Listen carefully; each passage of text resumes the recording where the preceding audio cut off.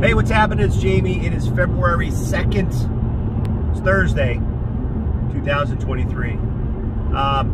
Valentine's Day is coming up. My wife's birthday is on Valentine's, so she gets a double whammy. I recently had gone to a Celtics-Lakers game.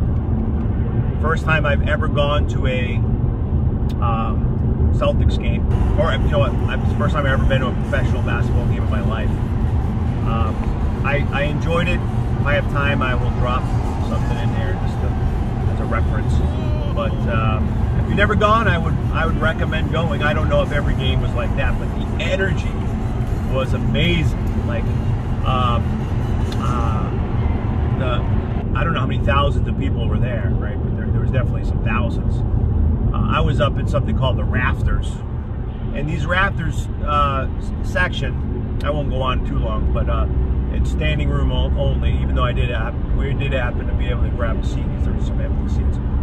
But you stand up, there's a bar there, there's food, you have a fantastic view, and these people, when the fans, when a player, I think his name is Jason Tatum, I'm not a real big sports guy, but Jason Tatum, is that right? LeBron James was there, and when everyone was booing, when they were taking the free throw shot, it was just deafening, right? And then when everyone was cheering when they made a great play, it was just like, I mean, it was contagious, infectious, and it was a great feeling. So I enjoyed the game, even though I'm not a big sports fan, right? Like, meaning I don't know the stats, I don't watch the game regularly, but I enjoyed the experience, and I would do it again. What I want to share today is for the young people that are looking for some direction, that don't have a dad or don't have an uncle or some figure in their life that might be offering some free, genuine advocacy, some coaching, some mentoring that I didn't have, that I'm like, hey, I want to make sure this is more important than just me saying, hey, Tesla's up, the SQQ market's way down, which is what I'm playing right now. I mean, what a rally from, just to mention it, as I mentioned, the Tesla stock, man. I mean, it was at $100 a share, and it's rallied all the way up to 180 something, like unbelievable, which is fantastic. I'm very happy about that. SQQQ, I thought on the the Fed meeting on Wednesday, yesterday, I thought I don't want to say betting, but I thought that we might go to 50 basis points, and it didn't. It went to 25 basis points, and you know, I should have went with TQQQ, so I didn't get that. But anyway, so what I wanted to talk about is the other night I had some challenges that were emotionally, and I talked about this, some emotional feelings, and how can I describe that right? I had I had some things that happened that unfortunately I can't get into detail, but I had some things that happened personally that really affected me in how I was feeling, like mentally, emotionally, okay? But because I am a little older and I've had more experience, I realize, I'm like, all right, I got to deal with this. I have to address it, because I can't just sit here and feel this way. I got to do something about it. And I have been watching this guy recently, and I always share that I do my best. Oh, you know, before I say that, I have a friend of mine that a great guy. He's a real good guy.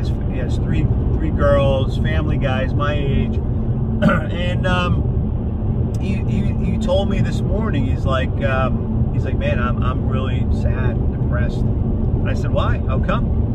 And he was sharing with me. He's like, last month wasn't a good month. I didn't make much money.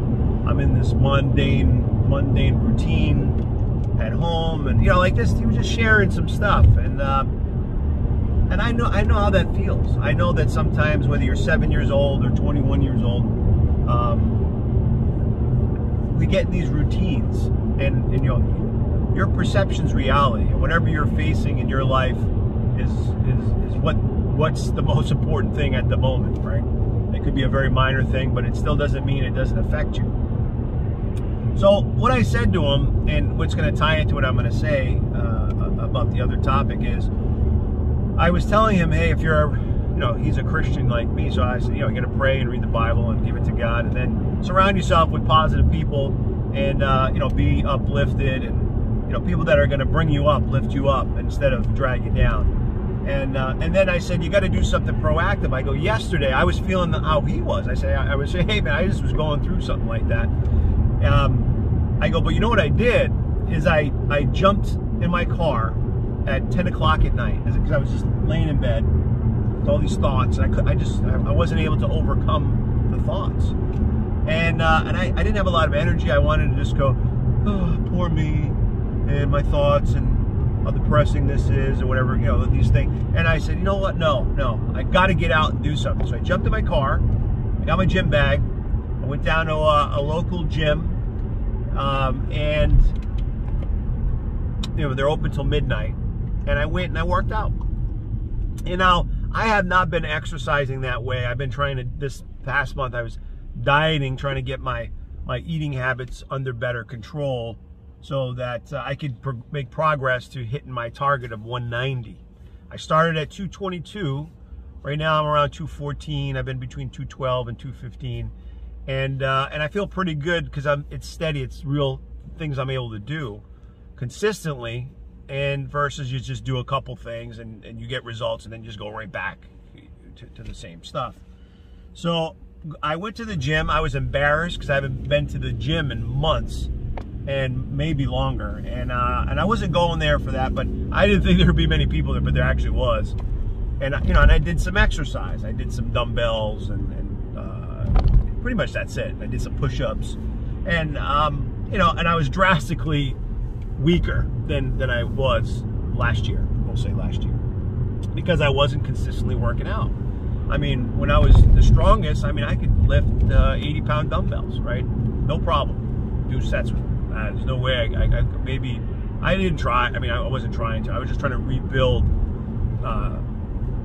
like good form, but I was shaking. I could see. I was like, with 35, 40-pound dumbbells. I was just like, oh man, what's going on? But embarrassed as I was, I had my little headset on, my Beats, and I got through it. I did my routine for about an hour. I went in this the steam room, got some steam, breathed it in, relaxed, and then I took a cold shower. I took a warm shower, then a cold shower, and this was my second one. And this is what I was telling my buddy is, even my little daughter, my 7-year-old daughter, told me, Daddy, I took a 2-minute cold shower, because I was talking about it.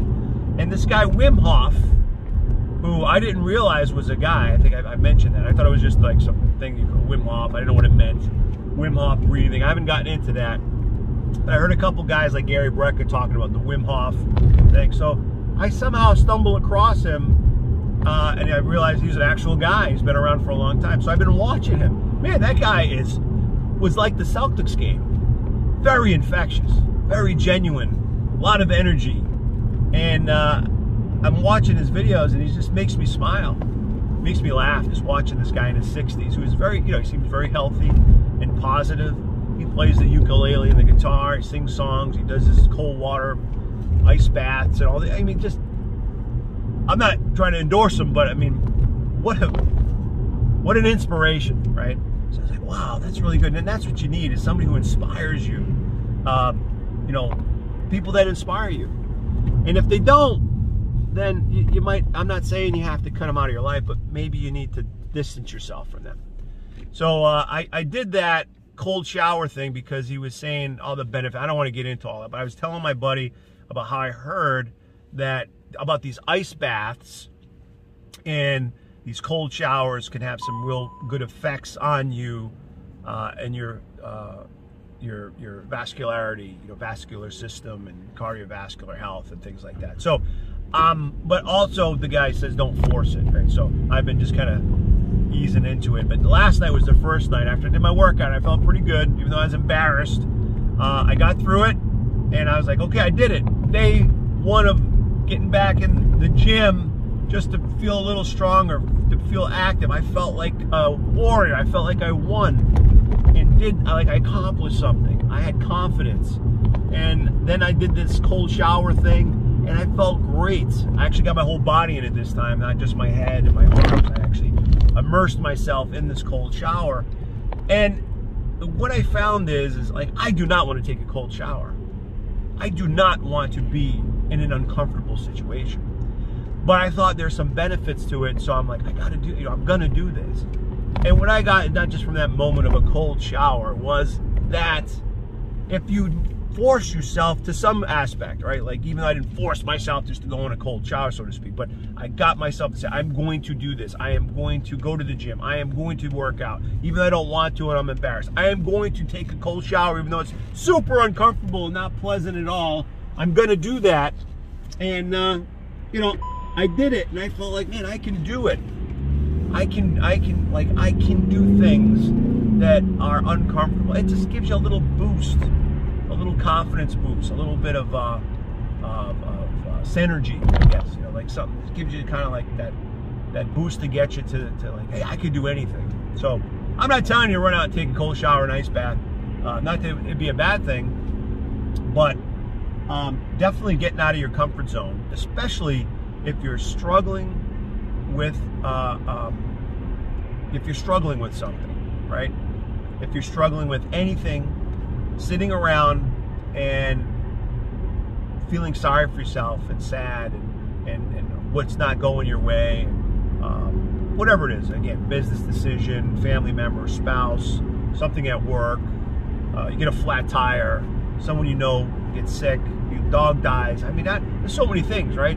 Whatever it might be, you're gonna feel something, and then you got to deal with it. You got to say, okay, like I'm feeling this. I don't have to pretend it doesn't exist. Now what? What now? Now what? And that's it. That's the only message I really want to get across this morning, because this is real life stuff, right? So again, understanding that I love stocks, man. I love it. Love trading stocks, investing, and it's great when things are going well. But it's kind of the same way when the stock market crashes, when the Tesla price drops to $100 and there's talk of it going to $25, which, hey, it still could. It's not a good feeling when you're invested in that. So it's the same thing. You got to have some mental resilience, and there may be some things that we do, that we actively do, that will help you get through it, right? Because you don't have to avoid, you have to run away. I think it's good to face it. Right? I don't want to run away. I want to face it. I want to be uncomfortable, right? I want to force myself to do some things that maybe I don't want to do, but I know that are going to be good for me in the grand scheme of things. Okay, girls? Okay, okay, guys? So I hope you have a great day, and I will see you guys next video.